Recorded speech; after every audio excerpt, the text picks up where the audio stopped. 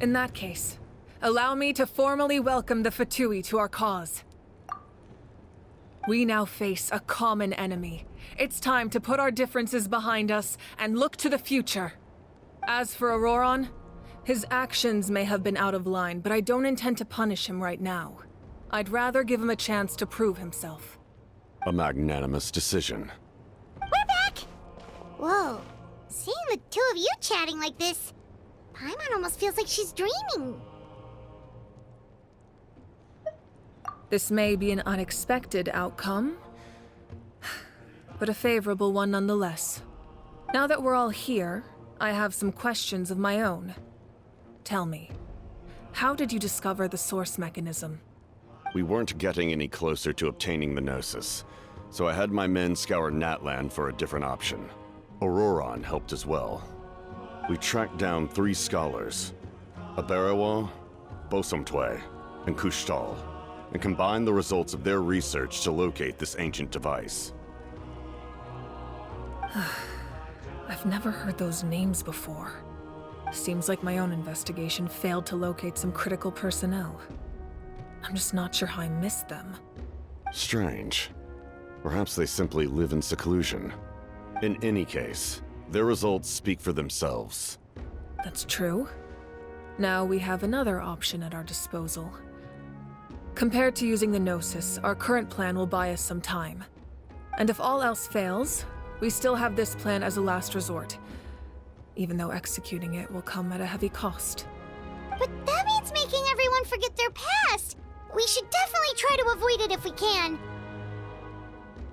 Oh, actually, speaking of the Gnosis, how did you know what it could do? That story begins with the Cataclysm 500 years ago. I failed to save Conria from the rampage of the Abyss. When the situation became unsalvageable, I fled to Natlan with the remainder of my platoon, only to find that Natlan had fallen victim to the same tragedy. I defended this land for quite some time, and, in the process, met the chief of the Masters of the Nightwind, Aizu. I'm sure many people viewed Conria as the cause of the tragedy, but Aizu was kind to me all the same, and even helped me in my time of need. From that moment, I made it my mission to aid Natlan. In battle, a warrior fights to win. Even though my homeland was lost, I was already committed to this fight. Together, Aizu and I fought many battles and overcame countless hardships. However, he was unable to escape his fate, and, in his final moments, told me the secret of the Gnosis. So it was him. He recommended using the Gnosis on several occasions, even before the tragedy. But I turned him down each time. You knew him, and you fought for Natlan all those years ago. Why don't I recognize you? It must be the mask. Even without the mask, my past appearance is long gone. Even with the curse of immortality, the flesh still rots. Wait, do you know someone named Dainsleif? That problem doesn't seem quite so extreme for him. You've met him already? Yeah, a bunch of times. Sounds like you know him too. During the age of Conria, all I knew was his name. The last time I saw him in person, he was traveling with the princess. He carries a degree of pain and hatred that far surpasses my own. Yes, you're the brother of the princess. Given the role I held in Conria, I would prefer not to harm you. Although, this is likely a self-imposed burden. If the princess saw me now, I doubt she would even recognize me. As for your question, I don't know how Dane managed to slow the deterioration of his body. My appearance is much changed, and that's not the only thing. Even my physical strength is a shadow of what it once was. I would have never known. During our battle, it felt like I was fighting against the pinnacle of human strength. And I still lost. I deserve no praise for that outcome. Still, it's a shame we never faced off 500 years ago. You could have seen what I was truly capable of. I agree. Had we fought then, I'd also have been more motivated to go all out. So, all that commotion back at the stadium, and you're saying neither of you were using your full strength? I'd say we're evenly matched. If we face off again, victory will come down to who wants it more. I imagine you held back since there were spectators around that could have gotten hurt. But capitalizing on that situation would have only led to a hollow victory. It would have been no different than taking hostages. My goal was the Gnosis, and I failed to obtain it. That means I lost, plain and simple. Her Majesty the Tsaritsa allows every harbinger the freedom to pursue the meaning of their existence. When the time comes, that freedom can take precedence over her orders. That's why our methods can be so radically different, despite sharing the same goal and the same sovereign. I needed the Gnosis because I came here to save Natlan. That was my primary motive. Once Natlan is saved, if the Gnosis still remained in my possession, I could bring it back to Snezhnaya. My decision regarding the Gnosis will not change. So let's focus on the Abyss for now. Right! What happens when all 6 heroes are together? We will unleash a great power that can be used to thwart the Abyss. But only once. It's a power that Xbalanque gained from Renova.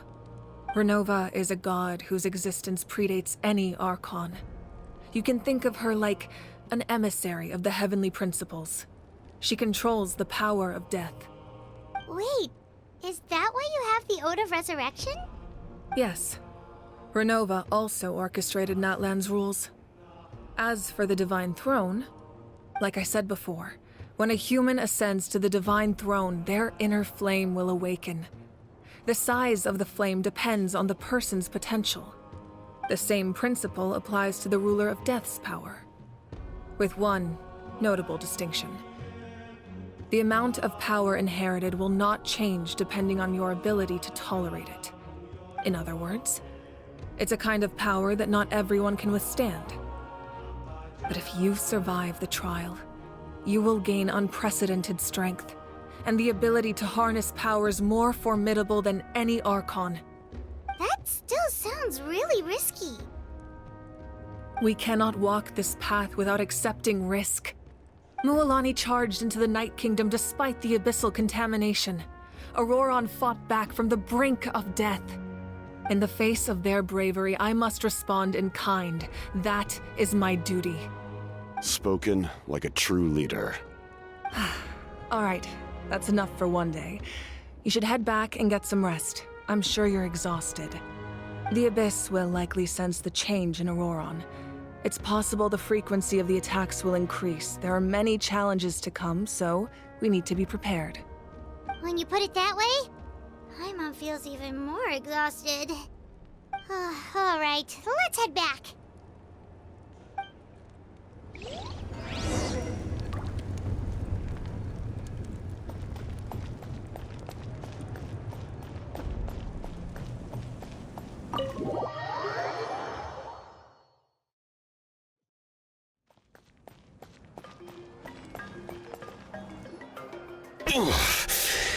That hurts. The monsters keep increasing in number. It's like something changed. It's definitely unusual and we should all be careful. But don't worry too much. You have us by your side. If there's one thing the Abyss fears, it's strength. If they think we're easy prey, they've got another thing coming. Oh, someone's calling us.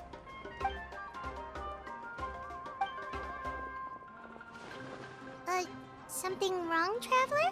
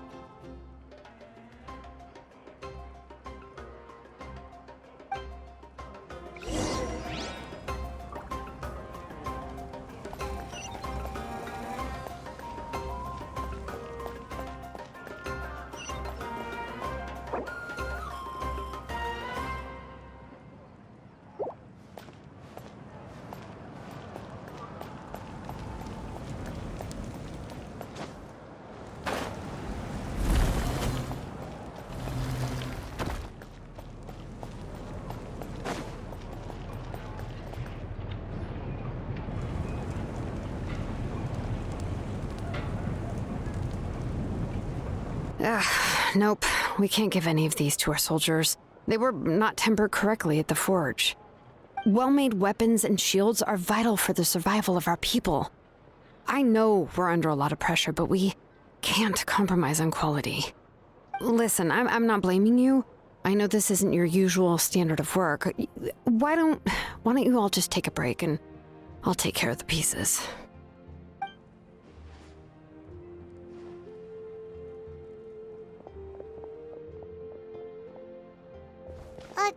Hey, Shilonen? Is something wrong? Nothing I can handle. Just, some rushed defective goods, that's all. Even the most skilled craftsmen make mistakes under pressure, and if you two want to avoid the same fate, you should really get some rest. You must be exhausted too. Don't worry. I like it that way.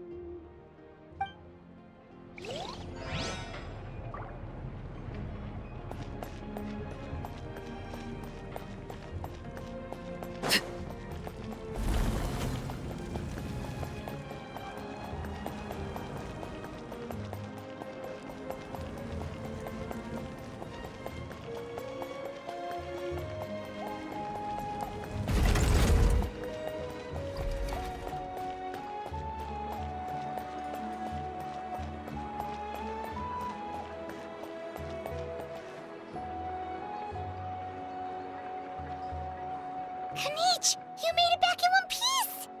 Oh, these must be friends of yours. Well, head out then. See you later.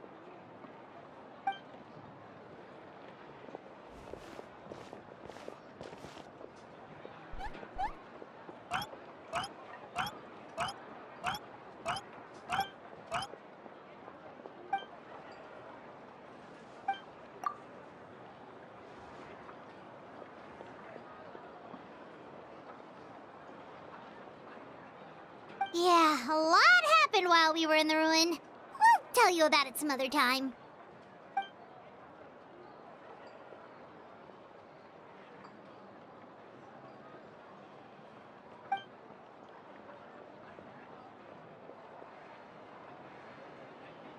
We won't keep you then. Let's talk later.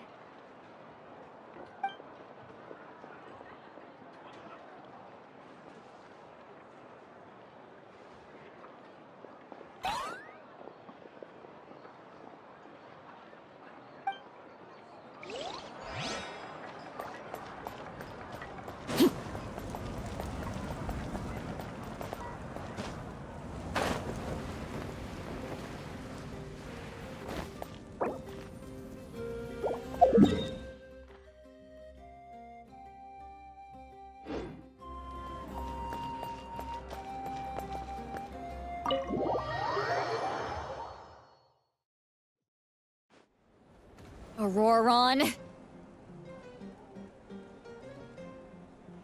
Granny? What's wrong, Granny? It looks like you have something to say. You know exactly what you did. You need some sense knocked into you, that's what I think. Now, where do I even begin? I'm sorry. Now that you have nowhere to run, that's when you apologize? You couldn't wait to run off last time, and the time before that. Pretty sure I apologized those times too. What exactly were you thinking? Being a wanted criminal is one thing, but then you also tried to pull off that whole thing in the ancient ruin. I'm not the one who needs an apology. Apologize to yourself for risking your life. Okay. I'm sorry. I don't have anything to say for myself, Granny. Yell at me all you want. I know I messed up. You better be sincere. This is an incredibly serious matter. I'm being sincere, I promise. I've seriously reflected on my actions. I know what I did was risky, and I know I made some bad choices. But I don't regret it. I just had to do something. Not because I thought I was special, but because I wanted to help Natlan as much as I can. Of course, in the end, I just ended up causing more trouble, so You're right. My apology doesn't mean much. But I don't know what else I can say. You even had Aoife bring me that gem. A simple thank you isn't enough, but still. Thank you, Granny. You're welcome. Just make sure to thank Aoife sometime. I will. Anyway, don't feel too grateful. I tampered with the bag to copy a portion of your memories. Oh, I didn't notice. Of course you didn't. You forget how many years I have on you. Like you could uncover one of my tricks. Anyway, I have something else to tell you. The Pyro Archon has discussed your case with the others. Many of your actions violated the rules of Natlan, and you should understand you'll have to take responsibility for that. I understand. But your efforts weren't entirely meaningless in the end. In addition to giving us another failsafe, you saved yourself with sheer force of will and managed to become a hero. Huh. Not too shabby, grandson. Did the Traveler in Paimon tell you to say that? What? No! I said that because I mean it! I can't believe you're complimenting me at a time like this. You normally let your fists do the talking. You're not off the hook just yet. I told the Traveler I was going to break your legs, and I meant every part of it. Could you not? I still need them to walk. Trying to negotiate, are you?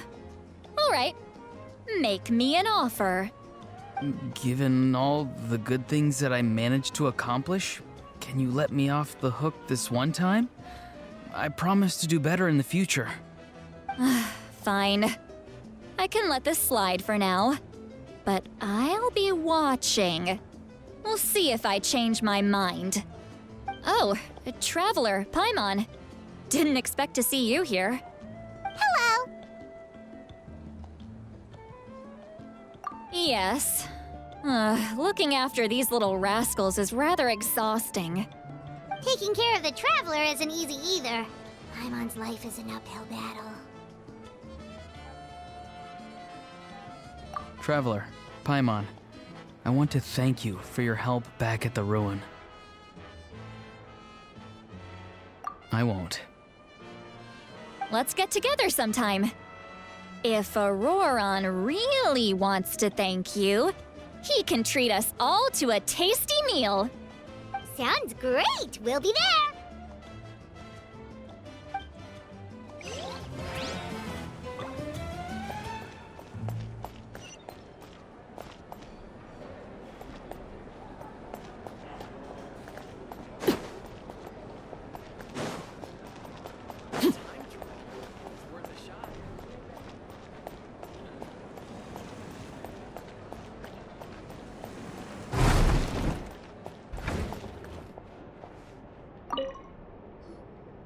If you're done for the day, we should get some rest.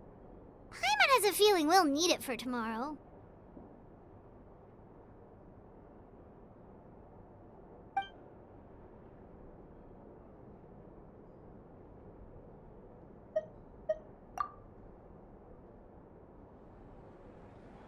You ready? Yep. Let's go meet the Lord of the Night.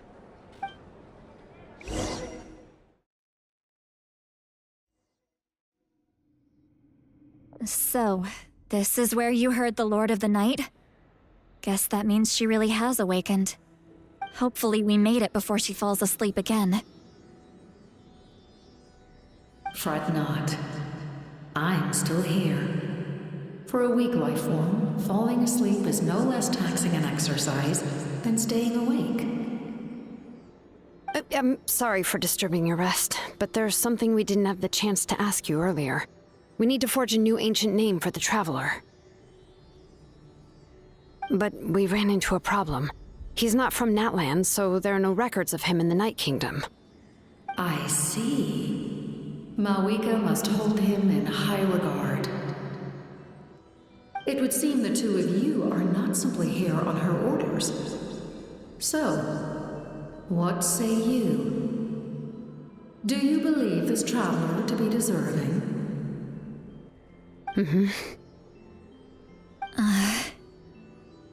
Speak your mind. There are no others here. You are both my children, both children of Natlan. I would hear your opinions on the matter. He is special. He saved Kachina and devoted himself to helping us avert this disaster. Natlan owes him a debt. But that debt has not been repaid, and with an ancient name, we can at least guarantee his safety. Even though that guarantee will come at the cost of your own life? Yes. So, it's true. Forging an ancient name consumes the life of the craftsman. Forging an ancient name is an act of creation. It involves taking disparate concepts throughout the Night Kingdom and condensing them into a heroic epic. But it takes time for the new concept to be integrated into that realm. If the ancient name is like a seed, then the life of the craftsman is the outer shell, serving as its protection. Once that process is complete, the seed will sprout, and having served its purpose, the outer shell will gradually disappear. Forging an ancient name is no easy task, and creating one for an outlander makes it even more challenging. Still, if you're here, that means your mind is set. Yes, because I believe forging this name will be well worth it. We don't know how long we'll be able to hold back the Abyss or what the final price of averting this disaster will be. If giving up my life means that all the people of Natlan can have a future, then the sacrifice is practically negligible. Even when I'm staring death in the face, I don't think I'll regret this decision. I bear the name Baraka. This is a part of my duty. I understand. The chance may be exceedingly slim, but you still want to seize it, because this could be the final step to victory. And you, Sidlali, the anxiety you feel, it's because you saw something, yes? Something you were not meant to see. So, you know about that too? What is she talking about? I've had concerns for a long time. Malika's plan needs too much time, and too many things can go wrong. The Masters of the Night Wind have a ceremony that can be used to glimpse the future. It's just... using this power on the Pyro Archon has always been seen as a taboo.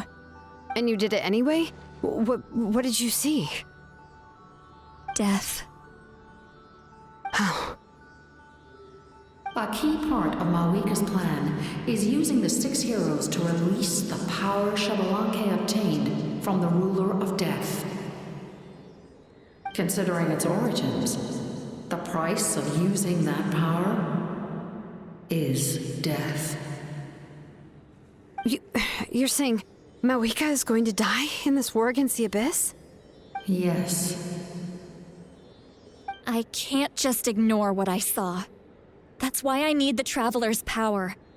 I need the power of a Descender. Don't forget, Sidlali. Even if it may seem like someone is fated to die, the nature of death and fate are different. Fate indicates what will happen in the future. The time, manner, and place are all predetermined. But death is different. Death is a rule. The ruler of death's power will allow Malika to triumph over the Abyss, but she must offer her own life in the process. The ruler of death cares little for the time and manner of a death. She simply guarantees that it will occur. Fate may be able to influence the timing, but that is all the Traveler can change. Wait, you're saying we might be able to change when she dies, but not the outcome? I cannot help you with this, I'm afraid. It's beyond my capabilities. Malwika knows about all this, doesn't she? Yes. I imagine she has long accepted this eventuality. Well, I can't. She's so strong. She never gives up, never rests until a problem is solved. She's not the type of person to just quietly accept her death. The Traveler shares that quality. That's why I think this gamble is worth it. Together, I know they can overcome the impossible. Be it fate or death. We shall have to wait and see, but I will curb my expectations.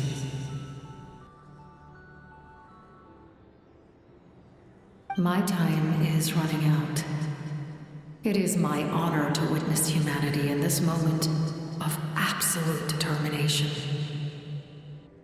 We won't forget your contributions.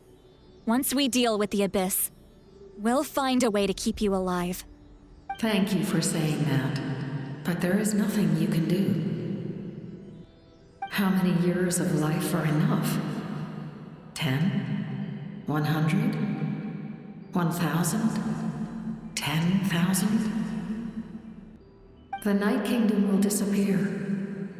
The humans will continue to fight against the Abyss, and in the end, all will cease to exist. When you consider all of that, extending my life is meaningless. That's what makes us different. Even if our end comes tomorrow, humanity will still do whatever it takes to survive today. Exactly. Times like these always fill me with admiration and reinforce my commitment to the mandate I shoulder. My Creator was right in esteeming you as special above others. Here. This is my gift to you and an extension of my will. It can record the Traveler's experiences in this land, whether from the past or the future. With it, you can forge the ancient name you desire, and the Traveler will also become a hero forever recorded in the memory of Natlan. Thank you. We're sorry to ask this of you when your strength is already all but spent. Really. Thank you so much.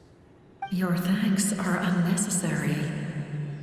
This is the least that an angel can do. Time for you to leave. It's getting dark.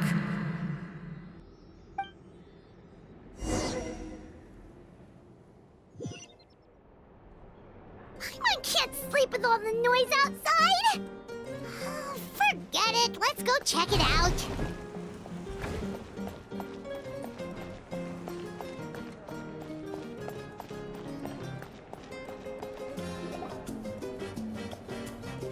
Shilon and Lolly, is there a reason you're up so early? We went to see the Lord of the Night, and she gave us this.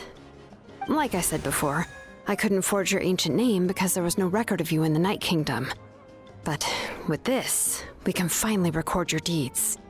Just keep it with you during your time in Natlan, and eventually it'll be full of your adventures. Really? Let Paimon see!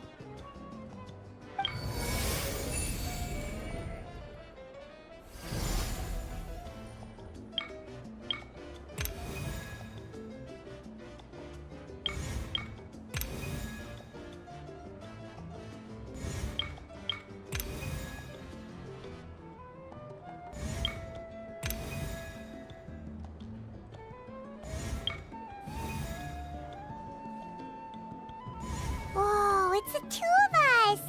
And a sun in the middle! Oh, and that must be... Kachina? It's not a concrete medium. It reflects the Lord of the Night's will, and shows what she wants you to see. Oh, in other words, don't worry about his form. When you want to check the contents, just take it out and have a look. Sounds convenient! It's also super light and doesn't take up too much space. This is a really awesome gift.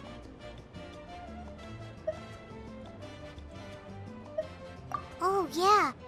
we'd feel bad accepting something like that.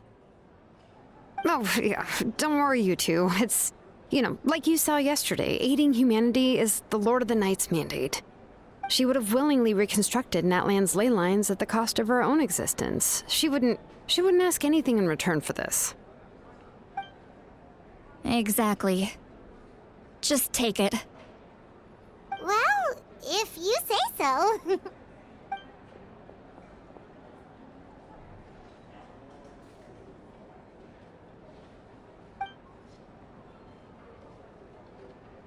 So soon? We just fought them off. We can figure that out later. Let's go!